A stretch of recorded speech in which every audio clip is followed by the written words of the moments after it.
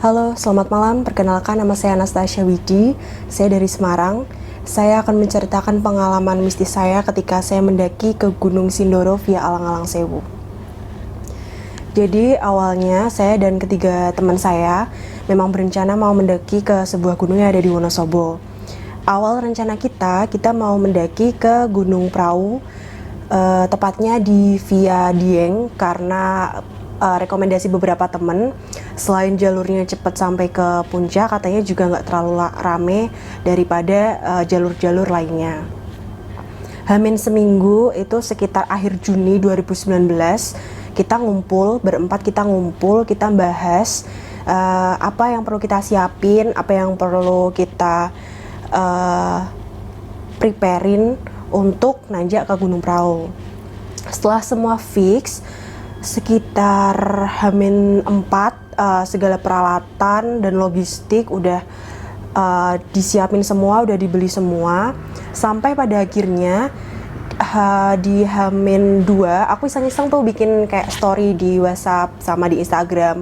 Ada yang mau join gak? Aku mau ndaki ke Prau via Dieng tanggal 3 sampai 4 Agustus 2019. Terus ada 2 orang teman aku dari komunitas sebelah itu ngomen story aku, dia pakai bahasa Jawa, bilang gini, "Kue serius main nanjak neng Prau?" bilang gitu. Artinya kamu serius mau ke Prau gitu kan. Terus ya aku jawab, kenapa nggak serius gitu kan. Terus 2 orang teman aku tuh bilangin hal yang sama. Yang pertama, di hari aku nanjak di tanggal 3 sama 4 itu memang lagi ada festival rambut gimbal atau apa, maaf kalau salah, aku lupa banget. Pokoknya ada festival di Dieng, dan itu festivalnya memang diadain beberapa tahun sekali. Jadi dari semua daerah, bahkan sampai luar Jawa juga pada datang di acara itu, karena itu salah satu festival kebudayaan yang sangat unik, katanya sih gitu. Terus aku mikir, udah Hamin 2 kan ya, udah Hamin 2, udah izin sama orang tua juga mau ke Prau, terus tiba-tiba nggak jadi gitu, atau mau move ke gunung lain belum tentu juga dibolehin gitu kan. Terus aku bilang sama temanku yang bertiga itu, gimana nih, ada info dari teman kalau ternyata ada festival di Dieng, mau lanjut ke Prau atau skip ke lain hari, atau mau move ke gunung lain gitu kan. Kan mumpung Wonosobo gitu kan banyak banget basecamp gunung yang deket. Terus temen aku ada yang nyaranin, gimana kalau ke Gunung Sumbing. Terus aku inget dong kata mamaku pernah bilang sama aku gini, "No, kue entuk nanjak ning diwae asal ojo ning Sumbing" gitu. Artinya, "Nak, kamu boleh mendaki ke semua gunung asal jangan ke Gunung Sumbing" gitu kan. Terus aku tanya, "Kenapa, Mah?" Terus mamaku bilang karena kebetulan mamaku orang Temanggung, dari kecil emang lahir di sana. Dia bilang dari dulu Gunung Sumbing tuh terkenal mistis. Selain itu banyak banget orang yang hilang di situ sampai sekarang nggak ditemuin. Terus aku bilang sama temanku, aku nggak deh kalau ke Sumbing, aku nggak mau, aku bilang gitu. Selain di awal udah terlanjur izin ke Prau, padahal di Hamin 2 kita udah tahu kalau Prau itu bakal macet. Dan pelanggaran kedua adalah kalau sampai aku mau-maunya nanjak ke Gunung Sumbing gitu kan. Terus aku bilang, ya udah deh, kesana dulu aja gitu kan. Kan kita belum tahu beneran macet atau enggak. Ya udah, sama ketiga temanku bilang oke deh, setuju. Setelah setuju, kita berangkat tanggal 3 Agustus 2019. Itu di rencana kita mau berangkat agak pagian supaya kalau nanti beneran macet kita nggak terlalu kesorean gitu kan sampai base campnya Dieng. Ternyata molor gara-gara teman aku memang ada masalah soal perizinan gitu sih. Akhirnya kita dari Semarang jadinya berangkat sekitar setengah 9 atau jam 9 gitu. Kita kumpul di pom bensin Gombel yang orang Semarang pasti tahu. Terus kita berangkat dari situ sekitar jam 9. Dari jam 9 kita sampai ke Parakan Temanggung itu sekitar jam setengah 12 atau jam 12 siang. Setelah jam 12 siang kita cari tempat buat istirahat karena memang dari perjalanan kita nggak ada break sama sekali. Akhirnya jam 12 itu kita berhenti untuk makan dan bahas enaknya gimana, mau nyoba lihat jalannya Wonosobo atau mau langsung ke skip gunung lain gitu kan. Terus temanku bilang ya udah lihat dulu aja. Terus akhirnya setelah makan siang itu kita berencana untuk melihat kondisi jalan ke arah Wonosobo lewat Tambi. Dan benar aja dong, belum sampai Tambi antrian mobil padat parah yang arah Wonosobonya yang nanjak itu. Terus kita nggak mau ngambil resiko dari itu karena itu udah tengah siang banget. Terus kita putar balik, kita berhenti lagi di Parakan, Temanggung. Kita belanja logistik yang kurang di situ. Terus kita bahas lagi nanya kemana, karena di situ deket 2 base camp gunung, Sumbing sama Sindoro. Tinggal naik aja kan ke arah Kledung. Terus ya udah akhirnya karena pembahasan perihal aku nggak boleh nanjak ke Gunung Sumbing sama mamahku, akhirnya kita memutuskan untuk ke Sindoro. Dan jalur yang kita lewati bukan jalur Kledung yang biasa dikenal oleh pendaki, karena itu salah satu jalur yang ramai pengunjung. Tapi karena memang kita udah lama gak nanjak waktu itu, kita pengen milih tempat yang sepi, gak mau rame-ramean, gak mau macet-macetan, gak mau berisik, dan pengen kena aja gitu nuansa gunungnya. Akhirnya kita search alamat basecamp Sindoro via Lawang Sewu, ternyata gak begitu jauh sama basecampnya Kledung, mungkin sekitar 1 km dari gangnya Kledung. Akhirnya kita nge-WA orang basecamp yang kita dapat nomornya dari Pajero. Pajero itu kayak komunitas basecampnya Alang-Alang Sewu. Habis aku DM, ternyata gak dibales. Akhirnya aku nge-WA di nomor yang udah tertera di bio-nya dia. Terus ditunjukin deh alamatnya, akhirnya ketemu. Setelah itu kita mungkin sampai base camp sekitar jam 2-an atau setengah 3. Dan kita memang gak mau terlalu lama-lama di base camp, kayak buang waktu gitu. Temanku yang satunya ngurusin maksi sama pendaftaran.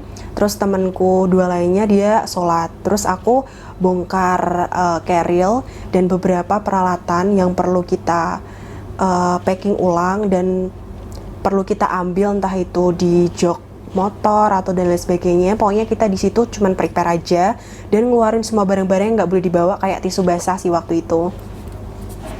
Setelah itu semua selesai, temanku udah selesai sholat, si maksi sama pendaftar udah diurus, Keril udah siap di prepare ulang kan, udah enak. Kita berangkat dari situ jam 3-an, jam 3. Dan ternyata ada info dari orang base camp kalau dari base camp ke stand plat Sindoro itu lumayan jauh ya, sekitar 2 kiloan kali ya. Kalau jalan bisa ngabisin 30-40 menit gitu.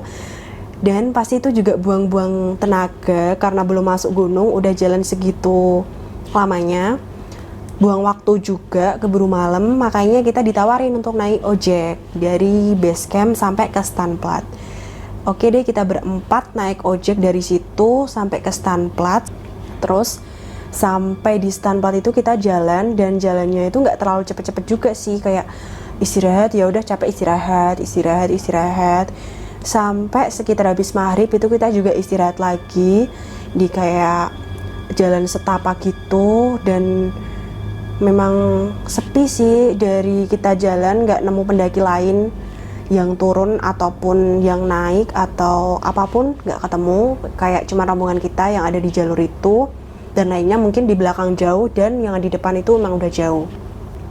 Setelah maghrib kita istirahat, kita lanjut jalan lagi sampai pos 3, itu pos kayak Sunrise Hunter gitu ya.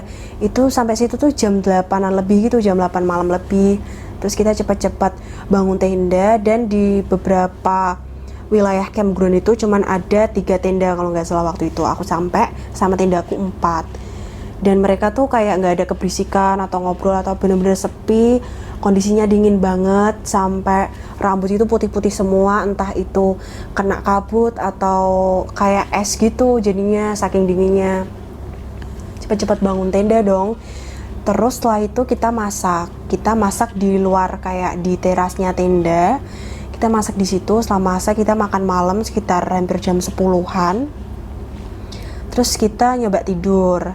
Tapi karena kita berempat orangnya kayak celelean gitu, suka guyon, kita nggak bisa tidur sampai malam sekitar jam 12-an gitu.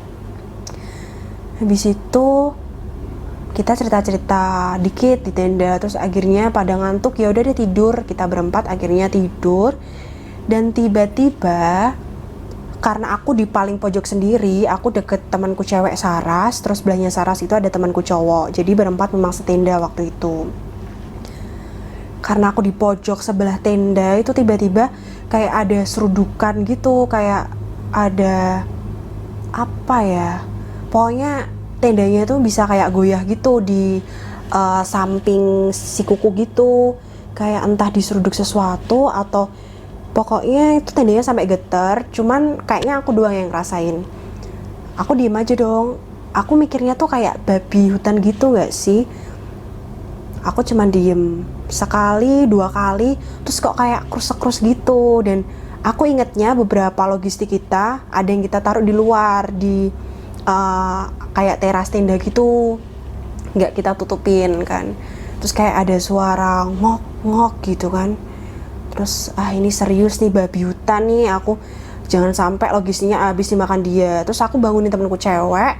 Waktu aku bangunin, temen gue cowok bangun, dia ternyata juga denger suaranya apa tuh. Terus temanku matiin senter di tenda, terus kayak di apa sih ya, diusir-usir gitu, hus gitu, terus kayak di woi gitu, terus hilang. Terus habis diem nyalain lampu di tenda, dia datang lagi kayak nyenggol lagi gitu. Terus aku merinding dong, aku pindah posisi di yang tengah itu. Setelah itu temanku kayak ngusir lagi. Pokoknya itu kejadian sampai 2 kali. Setelah diusir dia balik lagi, diusir lagi. Terus temanku buka tenda dan lihat logistik memang bener udah berantakan. Tapi nggak semua sih, kayak beberapa waktu itu kayak Indomie itu udah sobek-sobek. Entah mungkin memang udah dimakan juga sih sama itu babi ya. Kita selamatin beberapa logistik yang masih tersisa waktu itu. Kita masuk taruh dalam sampai sempit banget karena tenda kapasitas 3-4 orang, diisi 4 orang, cowok 2 sama cewek 2, dan logistik segitu banyaknya kita bawa dari Semarang sama Parakan Temanggung itu. Ya udah deh kita ngumpul-ngumpulan dan makin gak bisa tidur. Kok jamnya mau lama banget gitu kan. Terus kita sambil bahas-bahas gimana nih besok pagi enaknya mau summit atau di sini aja. Karena kan niat kita nggak mau summit kan, niat kita cuma pengen liburan aja gitu deh. Terus temanku cewek bilang, mumpung selagi ada waktu udah nyampe sini, kenapa nggak sekalian nyoba ke summit gitu. Ya udah deh, nurut aja sih, kayak manut-manut aja. Sampai di rencana awal harusnya bangun jam 4 karena kita nggak bisa tidur waktu malam itu. Akhirnya kita bangun ngebo semua, bangun sekitar jam 8 pagi, enggak sih, sekitar jam 7.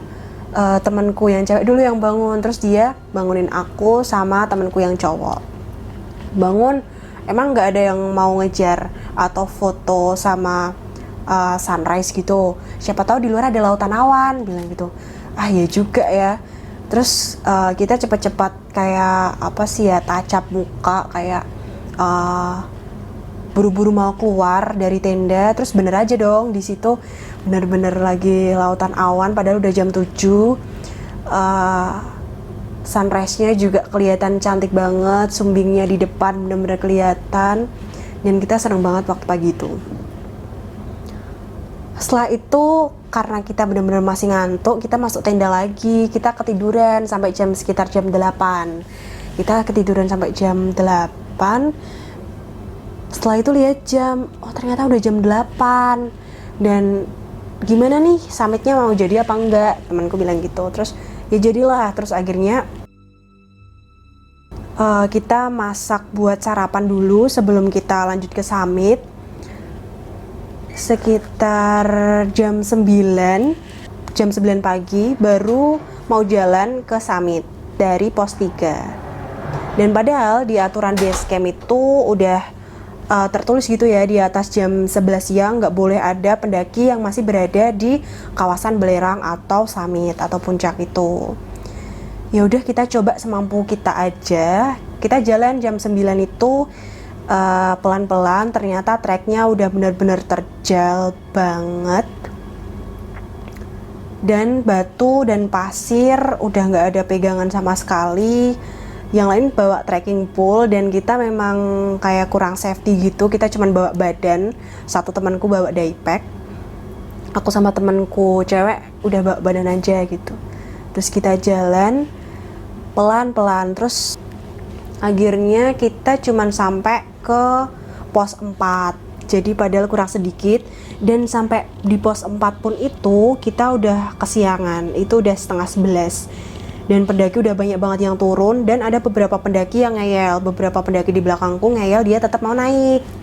Padahal udah beberapa pendaki dari atas tuh bilang, "Bang, nggak usah lah lanjut, ngelanggar aturan orang base camp loh, bahaya gini-gini." Terus ternyata tetap ngeyel aja sih mereka. Karena kita berempat nggak mau ambil resiko, akhirnya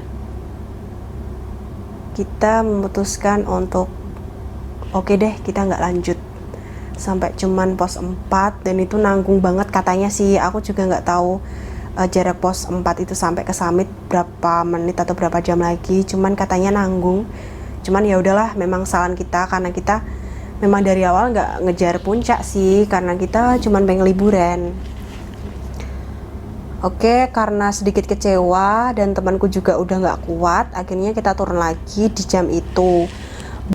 Setelah sampai pos 3, kita prepare, kita bikin makan siang. Di situ kita bongkar tenda, kita rapiin carriel. Terus kita OTW mungkin sekitar jam 1-an atau setengah 2 dari pos 3. Dan buat teman-teman di rumah yang pernah nanjak ke Sindoro Via Langlang Sewu pasti tahu di setiap beberapa meter atau mungkin 100 meter sekali itu di setiap pohon ada plang-plang nomor gitu. Dari pos 1 itu pasti ada plang-plang. Dari stand plat sampai pos 1 itu ada mungkin sekitar 3-4 plang, tulisannya tuh angka-angka gitu, 1, 2, 3 gitu. Mungkin sekitar 50 meter atau 100 meter sekali ada plang itu. Setelah kita siap dari pos 3, kita berdoa dulu mau turun kan. Kita berdoa, habis itu sampai kira-kira plang nomor 13 itu aku udah kayak nggak enak gitu badanku. Bukannya nggak enak apa ya, kayak berasa entah ada yang ngikutin atau kayak badanku tuh berat semua.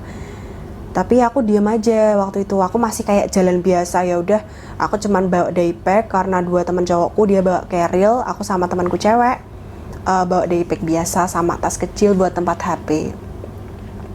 Sampai ke plang nomor 12 ya kalau nggak salah, itu masih belum terlalu jauh dari pos 3.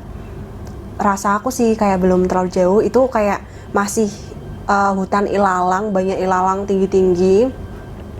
Tiba-tiba kakiku sebelah kanan tuh kayak kram banget, sakit, serius sih, nggak bisa dijabarin, berat, sakit. Jadi dari paha sampai ke pangkal kaki itu benar-benar berat, panas dan sakit itu secara tiba-tiba. Tapi waktu itu aku masih kuat jalan pelan-pelan, kayak jalan pelan-pelan karena kondisi juga masih cerah, cuacanya sekitar 2:30 sore kita turun itu. Sampai benar-benar aku ada di posisi benar-benar nggak kuat. Itu ada di plang 11 kalau enggak 10. Plang nomor 11 kalau enggak nomor 10. Di situ aku bilang sama temanku, break dulu, aku bilang gitu, istirahat dulu, aku bilang. Terus kenapa, ini tuh keburu sore, bilang temanku bilang gitu. Terus aku bilang kakiku sakit, sikilku loro, aku wis rak kuat, sikilku panas banget. Terus waktu sampai ke plang nomor 11 kalau enggak plang nomor 10, aku ada di titik paling bener-bener gak kuat, kakiku bener-bener sakit, dan itu cuman yang sebelah kanan aja. Sakit yang bener-bener sakit, panas, bener-bener panas, perih juga. Padahal gak ada luka sama sekali di kakiku, tapi itu yang aku rasain waktu itu. Terus aku bilang sama temanku pakai bahasa Jawa, aku gak kuat, sikilku bener-bener sakit, aku bilang gitu. Terus temanku, karena aku orangnya suka kayak guyon, temanku ngiranya aku bohong. Lah kenapa, orang gak kenapa-napa kok, ayolah jalan lagi, udah ini gak waktunya bercanda, jangan bercanda. Karena aku belum bisa meyakinkan mereka, oke aku jalan pelan-pelan dari pelang 11 itu sampai ke pelang 9, aku nangis di situ. Aku jalan sambil nangis. Aku bener-bener megangin kakiku dan aku bilang sama temanku kalau aku serius. Aku bilang ini serius. Aku ngerasain bener-bener sakit banget kaki yang sebelah kanan sampai gak bisa dirasain. Panas, perih, dan berat banget. Jadi setiap aku jalan itu kayak nyeret-nyeret yang kanan gitu kan. Aku sampai harus gimana gitu yakinin temanku, ya itu aku nangis di situ. Temanku baru percaya. Terus akhirnya daypack aku dibawa temanku dan aku dicariin sebatang tangkai pohon yang tumbang gitu untuk nopang tubuh aku, karena dari diantara kita berempat nggak ada yang bawa trekking pole.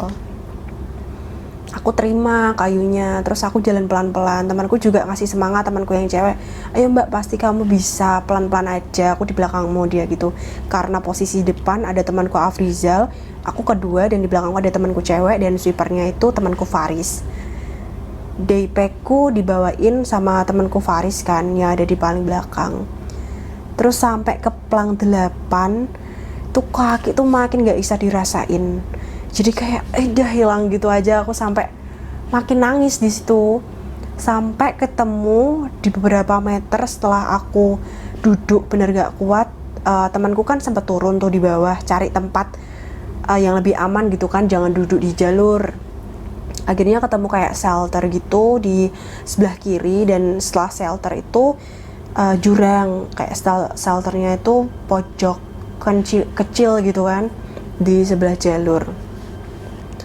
Terus aku dipapah sama temanku cewek buat duduk di situ. Setelah dipapah, karena kita cuman dari awal cuman bawa aqua 4 utuh, dan sebelumnya ngisi di mata air kalau nggak salah itu di hutan mati atau apa, dia kayak hutan ranting gitu. Kita cuma ambil 3 botol, udah untuk masak, untuk mau ke summit, dan sampai turun cuman tersisa setengah botol 1,5 liter. Temanku Afrizal dia bilang gini, gimana kalau aku nyoba ke mata air buat ambil air, kayaknya aku dengar suara air gak jauh dari sini, berarti mungkin mata airnya juga deket, gak sampai berjam-jam gitu. Terus akhirnya dia bilang kalian bertiga duduk di sini aja, aku ambil air. Akhirnya kita memutuskan bertiga duduk di situ, aku, Saras, dan Faris. 10 menit sampai 15 menit kita tunggu Afrizal buat datang lagi ke shelter itu. Ternyata masih belum datang. Terus temanku Faris bilang, gimana kalau aku nyusul Afrizal ke pos mata air itu. Terus temanku Saras bilang, kalau kita berdua duduk di sini cewek-cewek, aku jujur takut, dia bilang gitu. Akhirnya kita bertiga jalan pelan-pelan, ya udah memaksakan diri jalan pelan-pelan dari shelter itu sambil nyari Afrizal. Tapi nggak jauh dari shelter itu, mungkin sekitar jalan 5 menit, Afrizal naik, datang dia sambil keringetan gitu, bawa air yang udah diambil. Terus dia tergesa-gesa gitu sambil dia bilang, pokoknya sebelum maghrib kita harus keluar dari gunung ini gitu. Terus lah kenapa? Kan Tasya kayaknya lagi sakit, bilang gitu. Ya udah apapun bakal aku lakuin gitu kan. Entah itu nanti aku Andinya digendong atau mau dipapah atau apapun. Akhirnya aku berusaha dari situ nguat-nguatin kakiku sambil aku seret kakiku karena saking sakit dan beratnya. Sampailah kita ke pos mata air itu, di tempat Afrizal tadi ambil air. Dan di situ kita isi air lagi di beberapa botol yang kosong yang kita bawa. Dan di situ aku ada di barisan kedua, depanku ada Afrizal. Kebetulan dia sibuk benerin setelan sepatunya. Terus di belakang aku ada Saras yang lagi ambil air. Dan di belakangnya si Saras ada Faris yang lagi setel karilnya supaya nyaman di punggung. Dan aku yang ada di posisi kedua itu, aku berdiri sambil bawa megang kayu atau ranting yang tadi diambilin temanku itu. Berdiri entah ngalamun, aku kayak mikirin sesuatu, tapi dalam hati aku tuh aku doa kayak Tuhan lindungilah kami gitu. Nggak lama setelah itu tiba-tiba angin tuh datang kenceng banget, kenceng tapi kayak pelan gitu, kayak ada ritmenya. Dan setelah angin itu hilang, 5 meter dari tempat aku berdiri itu, dari jauh ada sosok tinggi besar, dan itu tingginya itu sepohon pinus, dan dia pakai kain yang terurai sampai tanah, mungkin sekitar 3 meter dari atas, warna putih, dan rambutnya tergerai panjang. Itu bener-bener kelihatan, karena di jalan setapaknya itu mungkin nggak terlalu setapak karena jaraknya itu sekitar 1 meter. Jadi dia dari situ terbang melintas dari seberang hutan kanan ke kiri, dan aku kayak cuman bisa diem, aku ngeliatin, tapi aku udah nggak bisa kata-kata lagi. Waktu itu aku cuman bisa diem aja. Setelah itu hilang, temanku Saras nepuk pundak aku, "Mbak, ayo jalan lagi, kuat nggak?" bilang gitu. Terus tanpa aku ngiruin omongan dia, aku langsung bilang, pokoknya kuat nggak kuat, dewe kudu iso tekan pos sebelum maghrib, aku bilang gitu. Pokoknya intinya sebelum maghrib, walaupun itu perjalanan masih jauh, kita harus sudah sampai. Terus aku lari dari tempat aku berdiri, di situ lari sampai aku jatuh. Terus sampai temanku si Saras dari belakang tuh lari bangunin aku gitu kan, mapah aku. Terus dia juga sambil kayak mau nangis juga gitu kan, cewek, bilang, "Mbak, kalau nggak kuat pelan-pelan aja, aku di belakangmu," gitu. "Oh iya deh, nggak apa-apa," aku bilang. Terus kita jalan terus dari situ sampai akhirnya mungkin sekitar 200 meter udah kelihatan stan plat Sindoro. Di situ udah banyak tukang ojek yang mangkal, dan karena aku dipapah sama temenku, tukang ojeknya lari dari depan stan plat itu ke arah kita. Dia lari, terus mereka tanya, kenapa mas, kenapa mbaknya ini?" Terus temanku Faris jawab, "Nggak apa-apa pak, tadi habis jatuh aja dikit," gitu. Terus akhirnya aku dibantu dipapah sama tukang ojeknya itu, sama kerilnya temanku dibawain karena kasihan. Terus habis itu naik ojek, terus bapaknya ojek nanya, "Kenapa mbak?" Terus aku cerita dari awal gangguan yang makhluk hitam gede itu yang Faris rasa. Terus ada babi yang nyusuk tenda kita sampai waktu pulang itu, yang secara tiba-tiba, nggak ada angin, nggak ada hujan, kakiku sebelah kanan nggak bisa digerakin. Terus bapaknya cuma bilang, "Iya mbak, nggak apa-apa, itu udah biasa kok, beberapa orang sebelumnya juga pernah gitu, cuman nggak apa-apa, dia baik, dia nggak ganggu, asalkan kita juga baik-baik aja gitu, nanti hilang," dia bilang gitu. Terus aku cuman bisa diem. Akhirnya sampai ke base camp Sindoro itu sekitar 4:30 atau jam 5 sore. Ada bapak-bapak tukang ojek ngampirin aku, "Mbak, gimana, kakinya masih sakit gak?" Dia bilang gitu sambil megang lutut aku waktu aku duduk di terasnya base campnya itu. Terus aku sambil dikasih teh, terus "Iya pak, nggak apa-apa, masih sakit dikit." Setelah itu, setelah kita ngobrol kecil-kecil, kayak lama-kelamaan tiba-tiba rasa sakit di kakiku sebelah kanan tuh hilang, bener-bener hilang, nggak kerasa apapun. Yang awalnya kerasa udah kayak hampir lumpuh, nggak kuat jalan lagi, panas, perih, itu tiba-tiba hilang seketika waktu dipegang sama bapaknya itu di base camp, udah sampai base camp. Terus aku kayak merinding, aku belum berani cerita apapun di situ sama teman-temanku dan sama siapapun. Akhirnya kita pulang dari situ sekitar jam 5 sore. Dan setelah itu, 3 hari setelahnya, kita berempat kumpul lagi. Memang sengaja kita kumpul, kita mau cerita-cerita juga. kayak asik gitu setelah lama kerja nggak nanjak, akhirnya kita nanjak. Dan ternyata yang memulai obrolan mistis itu teman aku Afrizal. Dia bilang kayak, lo pada ngerasain nggak sih kita tuh kayak diikutin sesuatu. Waktu obrolan itu terjadi, satu demi satu cerita dari temenku kebuka di situ. Dari awal yang Faris temenku selalu ada di posisi paling belakang, dia bilang katanya punggungnya tuh kerasa kayak berat banget dan selalu ada sosok hitam atau sesuatu yang selalu ngikutin di belakang dia. Jadi entah dia ada yang jaga atau gimana, dia berasa di belakangnya tuh ada orang yang jalan. Terus waktu aku, Faris sama Saras istirahat di shelter dan Afrizal ambil air, dia juga ngerasa kenapa sih tiba-tiba dia bilang sebelum maghrib kita harus turun.